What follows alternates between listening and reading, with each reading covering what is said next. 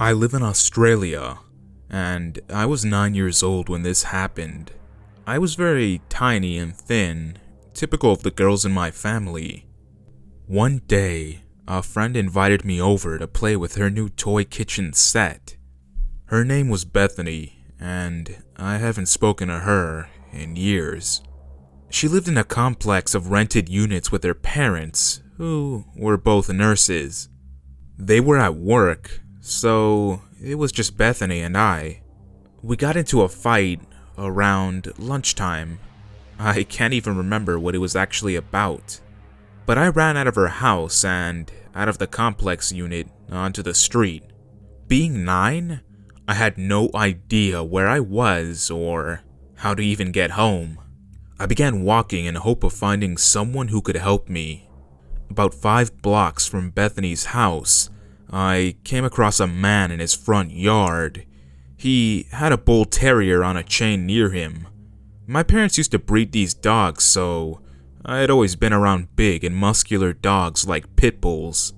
When he saw how excited I looked when I noticed the dog, he said that I could come and pat him if I wanted to. I'd taken martial arts lessons as a kid, and the lesson they'd always try to teach us was about stranger danger. We had attempted to avoid the instructor as if she was a stranger. Thinking of this, I politely said no thanks to the man and started walking again. But he called out and said that his dog really wanted a pat and that he's super friendly with little girls like me. I looked at him and said that I have to go and that I wasn't allowed to talk to strangers. He smiled creepily and said, "Smart and cute. Your pretty hair must be magic. Do you like magic?" I shook my head at this and said goodbye and started walking away. I looked back and noticed that he was following me, and I began running. I was small and fit, and he was roughly around 50 years old, so I was much faster than he was. I sprinted away, only slowly looking back every now and then. About 3 blocks from where I last saw him, I seemed to have lost him, and just to be safe, I climbed up the nearest tree as high as I could and waited for what seemed like hours. I never saw the man, but I did see an old woman walking from the direction that I was headed in. I climbed down and told her everything, starting with my fight with Bethany. I asked her if she knew how to get back to my house. Obviously, she didn't know me or where I lived. She did offer to walk me back to Bethany's house where I could wait for my mom. We walked to the other side of the road so that we weren't near the old man's house. Thankfully, he wasn't outside anymore anyway, and neither was his dog. I hadn't told the woman specifically which house he lived in, but when we walked past it, she pointed and said, "Isn't that the house where the old man lives?" I nodded. She put her arm around me and said, "It's a good thing you ran away. He's a very mean, yucky old man. He scared my granddaughter once. She has curly red hair, just like you." When we got back to Bethany's, my mom was already waiting. Bethany had called her mom, who in turn called mine, to tell her that I'd run away. My mom began to yell at me for running away like that, but the old woman told her everything I'd recounted to her. My mom took me home immediately after thanking the woman. I never went back to Bethany's house, and my mom never spoke about what had happened, or what could have potentially happened.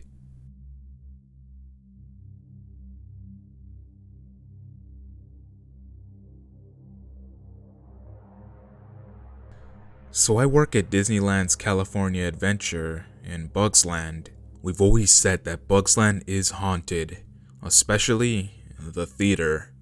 One night, while working in the Bugs Life show, I had went into our private cast bathroom, but when I turned on the lights, I realized that it was very dim and flickery. So me, being the paranoid person that I am, turned the light off and left immediately. I began talking to my coworker, let's call her Samantha, about how the bathroom was haunted, when we realized that the whole show had went down. As we were talking about the place being haunted, the show went crazy in the theater. The audio suddenly cut out while the video and the effects continued. So the person working the theater just turned off the show. All the effects and lighting should have gone back to how it was in between the shows, but the spotlights kept going around and around when they should have been off. So because I was tasking, I went upstairs along with Samantha, who was the exit cast member at the time, to help our greeter, we'll call her Shannon, and to inform guests that we were closing. At this point, it was around 8:30 p.m., so it was dark. We chatted about what was happening for a bit, and Samantha said that when she was in the theater earlier that night, she saw a figure behind her, but when she looked again, nobody was there. So I eventually went and got rotation, so Shannon had to walk down through our long queue and into the cave. Right before she entered the cave, she spotted a man just standing there. She said, "Excuse me, sir, we're actually closed right now, so please exit up the queue." Instead of walking by her to the exit, he ran straight into the cave, so Shannon walked quickly after him, trying to get him to stop, but he disappeared. When she got down to the turnstile, the only person who was there was the turnstile cast member. We'll call him Carl. There were no other exits from the cave, unless you went through the turnstile. Shannon asked Carl if he had seen anyone come down, and he said that nobody had come down for about 30 minutes, and that they had left a while ago. Somehow, the man had vanished. Was he even really there? And at the same time this was happening, I was at the greeting area when I heard the intercom buzz, so I picked it up, only to hear a very low-pitched, white noise, which was very unusual. At the same time this was happening, I was a greeter, and that's when I heard the intercom buzz, so I picked it up only to hear a very low-pitched white noise, which was unusual. It's normally a very high-pitched buzzing noise, but when I answered it, there was no one on the other end. About 5 minutes later, I picked it back up, and the buzzing sound was back to normal. If all the incidents hadn't happened within about 40 minutes, I would have just written it off and not thought about it. But it all happened at once. Even our manager was freaking out a little bit. To this day, I still refuse to work the show at night. There are a lot of rumors that Bugsland used to be a parking lot. It is said that a little girl was running through the parking lot and was hit and killed by a car. Bugsland is known to be haunted by a little girl and a large man. I didn't know that until this particular night. I don't know if I believe in the stories, but I truly believe that it is haunted.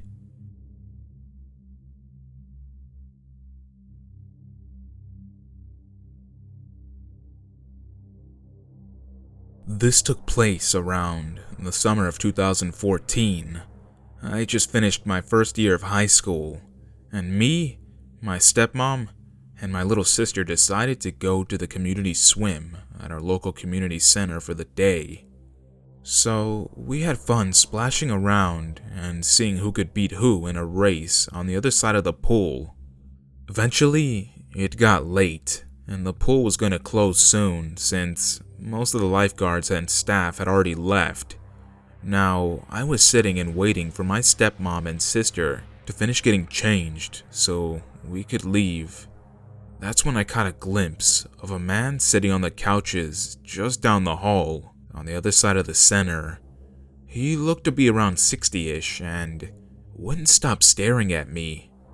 I should note that I was a teenage male of medium build, so I could easily defend myself, even though the last thing I wanted to do was hurt an elderly citizen.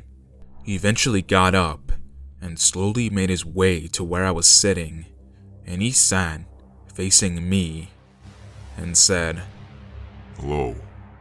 I just looked at him and said, "Yeah," and he replied with, "So, Do you come here often? I didn't reply, as I was tired and just wanted to leave. Then he said, So, where do you live? Do you live close? This question got to me a little bit. I mean, why would an old man who randomly sat near me want to know where I live? But I just looked at him and turned my head back in the direction of the change rooms. Then he said something that actually scared me. Listen, you little shit. If you don't tell me, maybe I'll go pay those nice ladies down there a visit. See if they know. At this point, it was confirmed that this guy had bad intentions. But right before I was about to reply, they came out of the change rooms, and I jumped up and pulled them out as fast as I could, and we left. After this, I noticed that there was an odd car that kept taking the same turns as us, but I pushed away the feeling, thinking that it was all just in my mind. 2 weeks passed by, and everything was peaceful, at least until I started seeing the guy everywhere. I saw him when I put my sister on the bus in the morning, when I walked home from school, and even outside our house on the other side of the street, just staring, like he was looking for something or someone. The very same night I was home alone with my sister as my dad and stepmom went to a party that a friend was hosting. It was around 10 o'clock at night, an hour after I put my little sister to bed. The phone rang. I picked it up and asked, "Hello?" At first, there was no reply, so I asked again, "Hello? Is someone there?" After that, a raspy voice came out on the other side. Hey, long time no see. I recognized the voice. It was the old man. He then said, You know, you should pay much more attention to your sister. She's not asleep. He then described how my sister was playing on her tablet instead of sleeping. So I rushed upstairs, and sure enough, there she was, playing on the tablet and listening to music. I started to panic and told my sister to hide. She asked me why, and I could tell that she was already scared.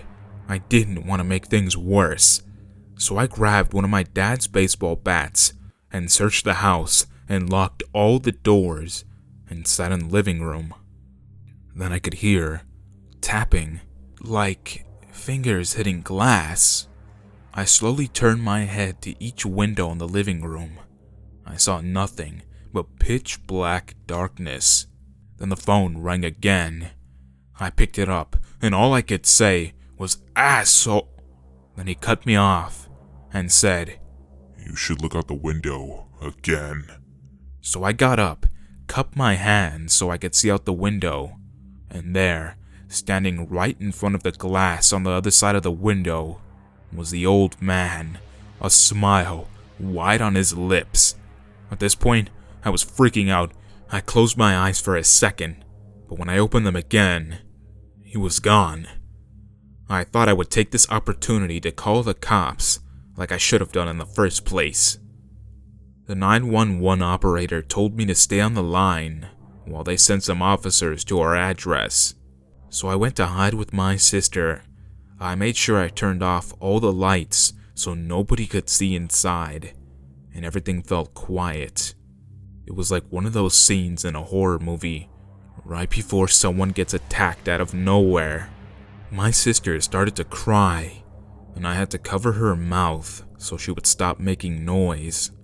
But finally, we could hear sirens in the distance. When the police arrived, they found the man hiding under our front porch. They believed the man was gonna hide there all night and try and kidnap us the next morning.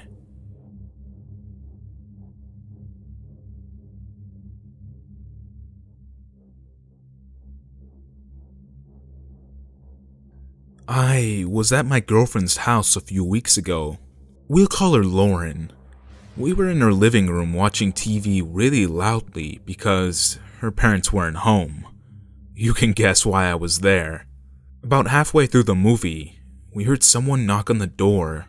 To set the scene, if you walked through her front door, you would be put directly into her living room, so it was really easy to hear. I immediately felt uneasy because it was about 10:30 at night. We just pretended that we didn't hear it and hoped the person would go away. And things settled down for about an hour, until Lauren said that she felt like someone was watching her. I got up and went to the back door and turned on the light outside to see. Her dog started barking as I saw a man hiding next to her shed immediately run into the woods. I told Lauren that he was a tall, bald white man, and she said that there was this guy she used to see at her school bus stop that looked exactly like that, but that she hadn't seen him for over a year. We went back to the couch and sat in silence for about 20 minutes. That is, until her dog started to bark again. I looked outside, and I saw the same man standing at the bottom of the porch stairs. I told Lauren to call the police, and I went into the kitchen to grab a knife. I went out onto the porch, and I stood about 10 feet away from this guy. For reference, I'm about 5'9". I'm a 17-year-old boy, and he was at least 6 inches taller and looked to be in about his 40s. He smiled at me and then proceeded to run back into the woods. I went back inside and Lauren was crying. I hugged her to comfort her, and we waited for the police to get there. A couple of moments later, though, we heard a window break in the next room, and we heard footsteps going towards the hallway. He was in the fucking house. Luckily, the sirens got there just in time and scared him off. But the police never actually found him. The cop mentioned that there was a 43-year-old homeless guy that went to trial for breaking into an old lady's house, raping her, and beating her to death, but that there wasn't enough evidence to put him in prison. Holy shit, I don't even want to imagine what he would have done to me and Lauren if the police hadn't got there when they did. The scariest part of all of this was the smile that I saw on his face when we looked at each other on the porch. Like, he thought that there was no way for us to escape, and that he was thinking about all the awful things he could have done to us. It's been nearly 3 weeks, and I still don't sleep very much.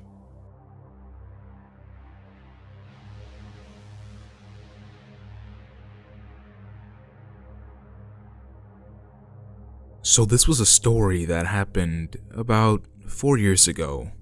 I was about 12, and me and my step-sibling, Taylor, used to like to sneak out at night.